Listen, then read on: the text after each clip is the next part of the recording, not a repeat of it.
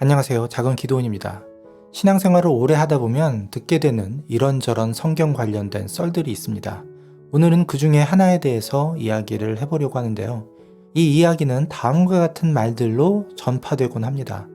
집안에 흐르는 죄가 있다. 조상이 지은 죄에 대해서 회개를 해야 한다. 조상이 지은 죄 때문에 지금의 어려움들이 온 것이다. 이런 이야기 들어본 적 있으신가요? 소위 가계 저주론이라고 불리는 썰입니다. 이런 이야기는 저도 직접 듣고 마상을 입었던 적이 있는데요. 당시 저는 이미 어느 정도 답을 가지고 있는 상태였기 때문에 큰 타격은 없었지만 함께 이야기를 들은 가까운 지인은 상처와 고민이 컸던 기억이 납니다. 그런데 이런 이야기를 들으면 저는 길거리를 지나다 보면 들을 수 있는 도를 아십니까? 라는 인사말로 포교를 하는 한 단체가 떠오릅니다. 그 종교단체의 경우 지나가는 사람을 붙잡고 이런저런 이야기로 포섭을 하곤 하는데요. 그 결말은 항상 이렇습니다. 당신 집안에 조상의 죄가 있다. 제사를 드려서 그걸 풀어내야 당신의 질병이, 당신의 집안의 어려움이, 앞으로의 재앙이 사라질 것이다. 참 비슷한 얘기죠.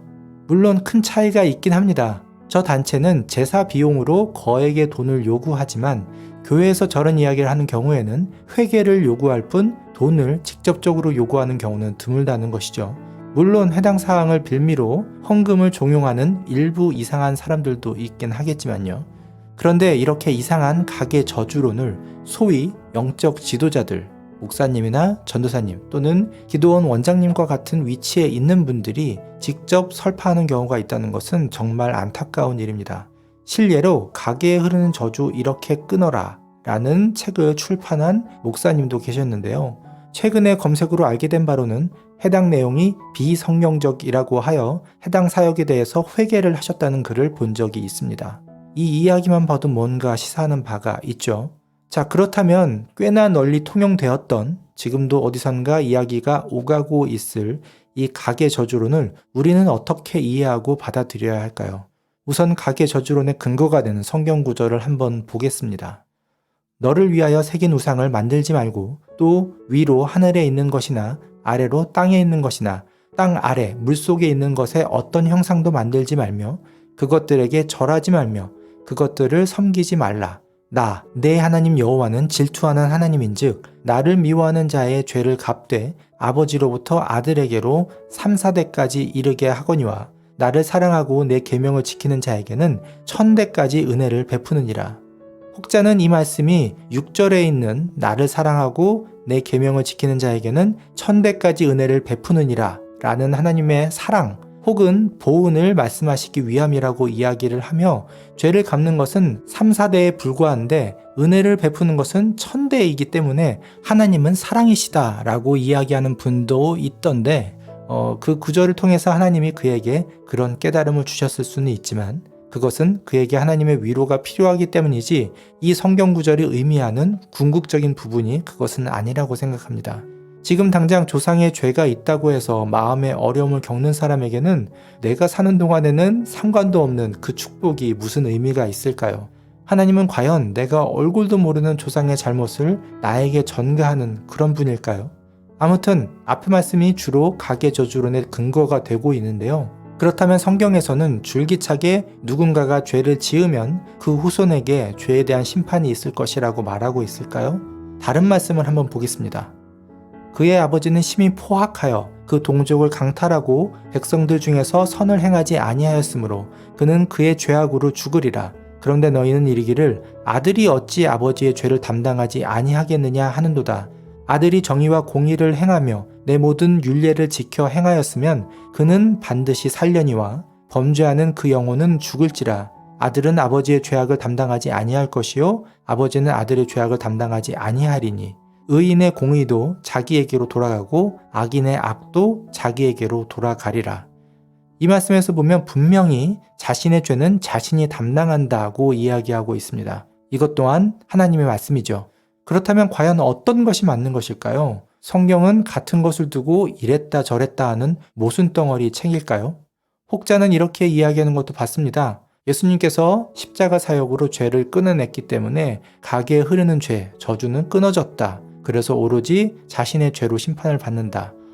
근데 이것 또한 맞지 않는 말입니다. 앞에서 인용한 성경은 모두 구약의 말씀이죠. 예수님께서 오시기 전에 있었던 일이에요.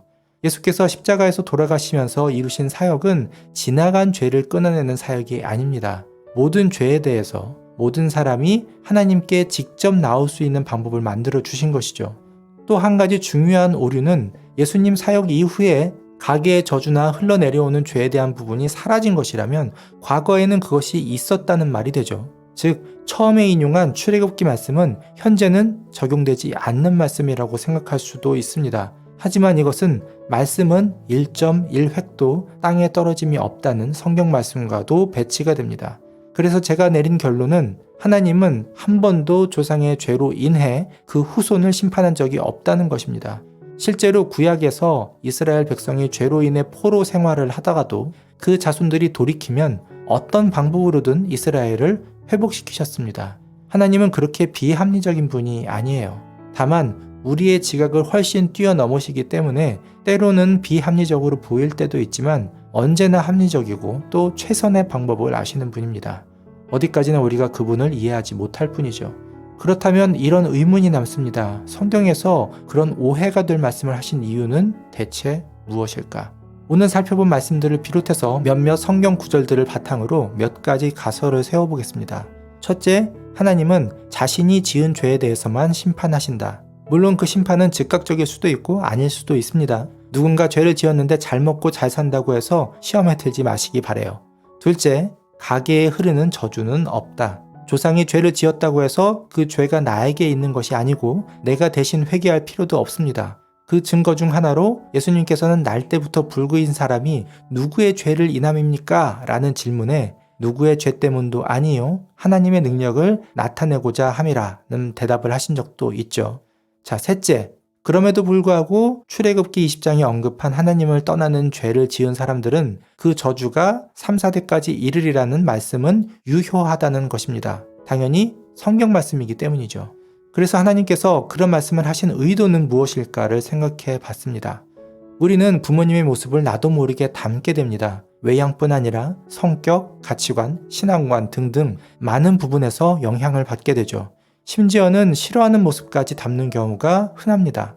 그래서 부모나 조상의 죄가 나의 죄는 아니지만 부모의 그런 모습을 보고 자란 나는 부모가 저지른 죄와 똑같은 혹은 유사한 죄를 짓게 될 확률이 높다라는 결론에 이를 수 있습니다.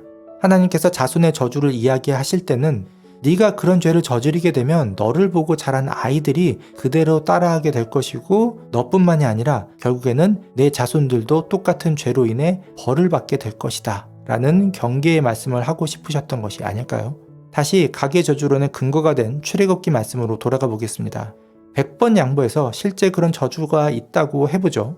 자, 한 사람이 죄를 지었습니다. 이제 3대까지 저주가 내려가겠죠? 그런데 그 아들은 하나님을 신실하게 믿고 최선을 다해 하나님과 동행했습니다. 그러면 그 사람은 저주 아래 있을까요? 축복 아래 있을까요? 해당 말씀의 후반을 보면 축복을 1000대까지 베풀겠다고 했죠. 그러므로 저주는 리셋, 본인부터 축복의 대가 시작되었다고 봐야 합니다. 그런데 그 아이는 또 죄 아래에 빠졌습니다. 그럼 그 아이는 죄를 지었기 때문에 그때부터 리셋, 그리고 자손의 3대까지 저주 아래에 갇히게 됩니다. 여기서 뭔가 느끼셨나요? 가계에 흐르는 저주는 나의 선택으로 당대에 무조건 리셋된다는 말입니다. 해당 말씀이 가계 저주론의 근거조차 될 수 없다는 것이죠. 하나님께서는 지금 내가 하나님의 뜻을 따르는가 아닌가 이것에만 관심이 있으신 분입니다. 내 조상이 죄를 지었으니 넌 그로 인해 벌을 받아야 한다 라는 말씀은 전혀 성경적이지 않아요.